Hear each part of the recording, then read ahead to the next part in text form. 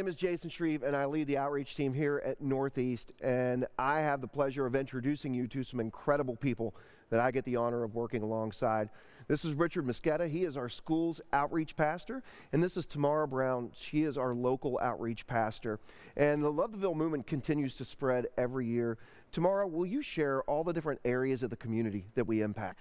We impact our local community in three primary ways. Number one is we have 11 partner schools, and Richard leads those efforts, and we desire to make a big impact in the lives of the staff and teachers and kids in those schools. Second, we work alongside many local nonprofits who are boots on the ground, and they are in the trenches. And as we walk alongside them, we are able to meet the needs of our homeless neighbors, those who are incarcerated and coming out of incarceration, to meet the needs of the refugee and the immigrant, to meet the needs of vulnerable women and children, women who are experiencing sex trafficking, and to meet the needs of families who are falling below the poverty line. And third, we desire to meet pressing needs in our city. And this year, that pressing need has been food insecurity. And to do that, we partner with so many amazing groups and ministries in our community. Let's introduce some of those to you right now. Hi, I'm Maha Kolko, caseworker and sponsorship developer at Kentucky Refugee Ministries. I'm grateful that I've been working with Northeast Christian Church along with other faith community groups to welcome the stranger, feed the stranger, and resettle our refugees in Louisville. Hi, my name is Heather Thomas, and I am the principal of LaGrange Elementary. For the past 100 years, LaGrange has been a partner with our community. Hi, my name is Michael Matala, and I'm the Executive Director of the Portland Promise Center.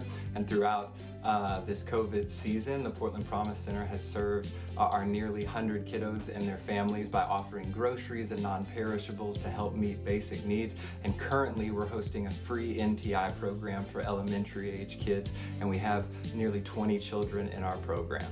Hi, I'm Amy with Up for Women and Children, and this year in more than 3,500 visits, we've assisted more than 460 women and children by providing vital documents like IDs and birth certificates.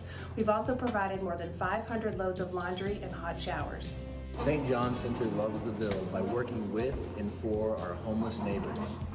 Through street outreach, social services in our shelter, and our permanent supportive housing team, we have moved over 200 men and women off the streets and into their own homes so far this year.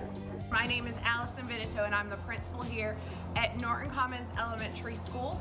I only take pride in providing a high-quality education, but also we have an intentional focus on character development because we know that we are helping to shape the next generation of contributing citizens. My name is Michelle Wagner, and I am the school liaison for Zachary Taylor Elementary School. I get to love the Ville there by seeing what needs the school has and loving them by meeting those needs. Thank you so much to all of our partners. They really are the heroes in our community. Thank you for letting us come alongside of you. Now, as we mentioned, we have a huge effect in our schools with our 11 partner schools. Richard, tell us a little bit about what that looks like. Well, I love that we focus on schools because there's so much need. For example, in August, I was talking to a principal, and he was talking about them having a desperate need for school supplies, and also for something for them to put their technology, like a Chromebook or hotspot. So within a few days, we got a chance to drop off 1,000 backpacks full of supplies. And I'll never forget that when we dropped them off, there was a teacher that came over, and she was literally in tears because of these supplies. Or, for example, the first week of NTI, some of the teachers having a hard time displaying their work. So we dropped off cameras. It's just another way for us to love the Ville. Or we did a teacher blitz where we adopted over 900 teachers, gave them gift cards and encouraging notes, and we're still hearing about that. And also around here, we love Christmas. And we've been collecting gifts for the last month. So we've collected and delivered over 3,000 gifts.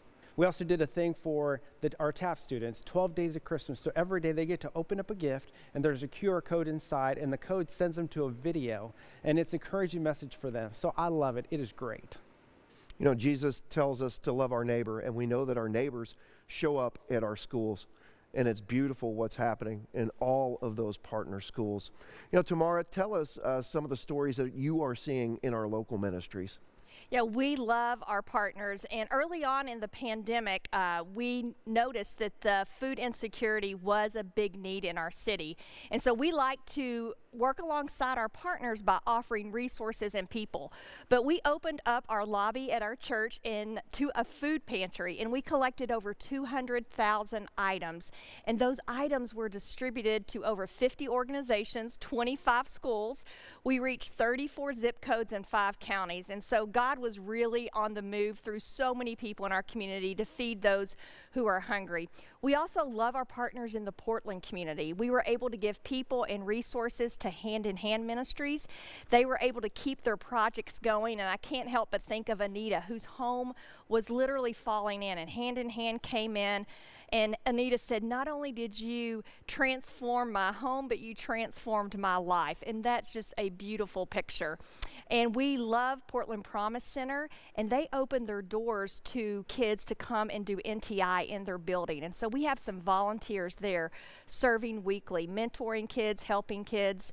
And in West Louisville, we were able to expand some of our work as we walked alongside Tammy Hawkins, and she opened up the Parkland Neighborhood Food Market. And at Thanksgiving, we were able to distribute 2,500 meals, and some of those meals were hot meals, delicious meals by Sweet Peaches and Big Mama's Soul Food Kitchen. And coming up is Christmas, and as Richard said, we love Christmas around here, and we're able to sponsor 96 refugee kids, and they're going to have Christmas presents to open up on Christmas morning. And most recently, we are now putting together an event for the homeless kids at Wayside Christian Mission, and we're hoping to take them on an ice skating adventure. So God is on the move, and we just so appreciate our partners who are in the trenches, who are transforming lives in our community. You know, these days when people hear the word church, they think of something. And usually it's not very good. But we want to redefine church around the love of Jesus. No strings attached. And while you got to hear a little bit about how we care for the physical needs of our community, we also care about its soul.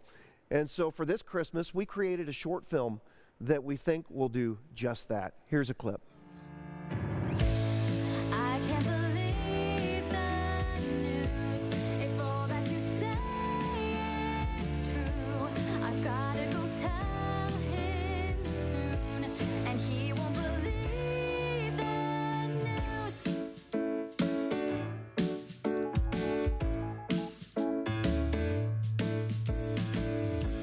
Can you talk to me? There's something you need to know. Can I call you later? The guys are all here and they're being real haters. Tell them. I think you and me should talk about our baby. Wait, what did you say? Oh, I'll be right back. Ah, okay. I think I need to go to bed. Clearly I have hit my head. I see why you think that, but look at this logically. That's out the window. We're gonna